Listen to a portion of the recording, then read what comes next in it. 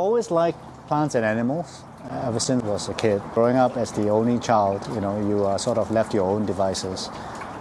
And I used to go, when I was really young, follow my grandma on morning walks around the estate, and we'll be looking at flowers and we'll be collecting stuff. So I've always been close to nature and always enjoyed sort of nature. But I really got into it properly when we moved to Jibby Gardens.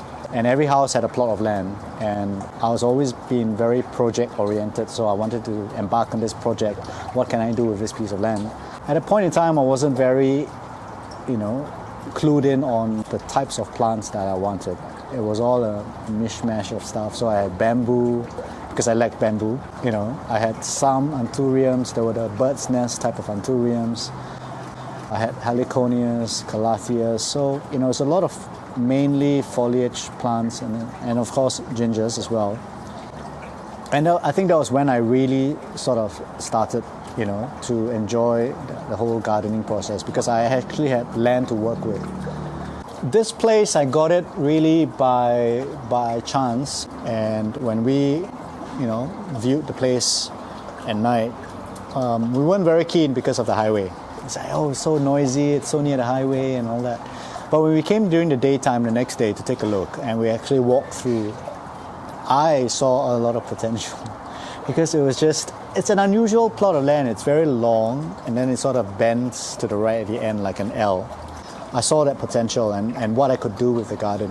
I could create layers, and that was the intention. Even the house was designed to create, a lot of layering. And I guess I got a lot of the inspiration from shop houses, because I like shop houses, and shop houses are also very long, right? So I modeled both the house and the garden on that concept. But yeah, it was just grass. There were no trees. So it was basically a blank canvas for me to work on. So, I'm not a landscape architect or anything, but I drew out a schematic of what I envisaged, and I knew that I wanted a jungle sort of feel to it. And at the end of the day, that was the effect I was trying to achieve. At the back, when you see, that whole roundabout was all part of the design that I sort of envisaged that I could walk through, rather than just have a big open space and then you grow stuff along the edge. I filled up everything and then just created a path that walks through the garden. I guess a lot of inspiration also came from the ginger gardens at Botanic Gardens, because that's also the layout that they had. It was a lot of trees, a lot of plants, and then you could just explore, along the path. So everything was done, by myself. Even the planting was done by myself. All the contractors did was they came with 7 truckloads of soil, because the soil was so bad. We had to sort of swap at least 2 feet of soil. What all the contractors did was to help me sort of spread it out. But then all the holes for the trees, I had to dig up myself. All the planting I had to do myself. The type of plants that I wanted, all right, I basically went down to the nursery. I told them I'm looking for this tree, I'm looking for this sort of plants, because I had it all in mind. But I think that's where you sort of learn, because you make mistakes along the way of how certain trees or certain plants just don't do well, or how it doesn't fit, or how it's not the right kind of tree, because, for example, Busida has buttress roots that could destroy piping and all of that.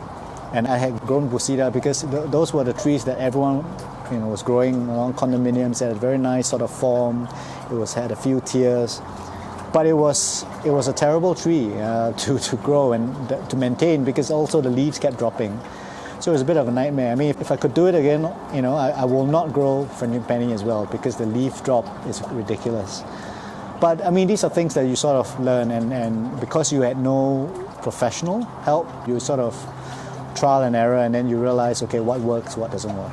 And in the end of the day, everything you see, it's kind of an eclectic mix. Is also because it's so personal, right? It's based on the type of plants that you like, and you sort of mix and match. You mix cycads together with gingers and bromeliads and find that harmonious blend. And yeah, that's if it makes you happy.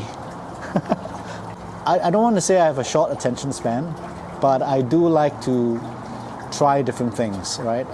I do get maybe tired or bored after a while with a particular type of family of plants, and then I want to move on to something else just to get a different experience and to learn something new. So the next group of plants were bromeliads. And how I got into them was when I remember a trip to World Farm, and I saw this really nice rosette-looking, plant with very thick leaves and pink tips.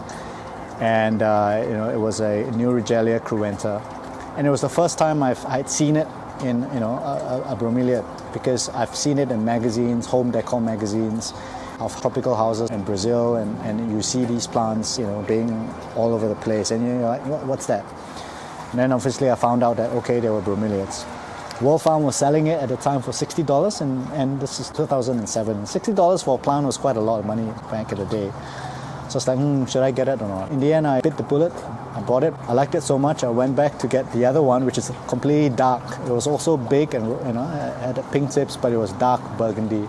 And from there, I had gardening friends, and they were also into it. So there was actually a small community of bromeliad enthusiasts. But Singapore had no, there was no market for it. It was such a new family of plants. Not many nurseries were selling it. So we ended up doing mass orders, and we imported bromeliads from, mainly from Florida. There are one or two suppliers there that we work with, and the more people we had on board, the more plants we brought in. The more plants we brought in, the cheaper your shipping cost is going to be. So I think that really started this whole, bromeliad sort of journey, because you were suddenly exposed to a wide genus of bromeliads, and the order list was so long, and it was very interesting to sort of try and find out what they look like. And I think that really sort of kick-started everything, and then I sort of moved on from there to something else, and then something else, and this is where I landed up today, the byproduct of all these collections over the years is basically what I have right now. It was part of the plan. I wanted a pond, just the idea of the sound of water and just fish and all that. So I didn't think so much about what the pond would do. Like, does it cool down the area? Like, I mean, it's great for tillandsias and great for platycerians, because I think it does make it a little bit cooler. But I didn't have that in mind at the time. I just wanted a pond because I wanted water and I wanted fish. But now it's sort of, now you realize actually it's beneficial, and it's nice to have that, right? And all these fish I've grown since I moved in, so they are, they're not 11 years old, but they have definitely been here for 11 years. So it's nicer here, especially with the water and all that. I'm usually more in the front than at the back. So I would say the plants at the back are also plants that thankfully don't need so much attention, and therefore I sort of can neglect them, except for the ones in the aeroids. I have to make sure that I water them. I miss them twice a day. But otherwise, it's the plants on the front that tend to require a lot more attention, because when it gets really hot, even the xeric plants can, suffer that shock, and then they will start dropping their leaves. So I try to prevent that by making sure I deep water them. Even the cycads and all that, they can afford to get wet because it gets so hot and dry in the front. Holidays, it's not been difficult, because I think all you really need is just the watering. My helper is really good. She's good with my dogs, she's good with the plants. She knows exactly what needs to be done. Sometimes I try to arrange the plants in a way that's easy, So if anything that requires too much of a fuss, I sort of put them in a particular area, and I'll say, okay, these you only need to water once, and that's it. You don't need to water too many times, and she knows. So it's not really been that much of a problem going on holidays. Well, the only time I've lost a plant when I went on holiday is the Anthurium Wellingeri, which is terrible to lose that, because it was last year when there was the heat wave, and it was actually hanging here, and I think it just got so dry that when I came back, all the leaves were sort of burnt and singed. And I made the mistake of cutting the leaves away, because I thought, okay, if I cut the leaves away, I encourage new growth.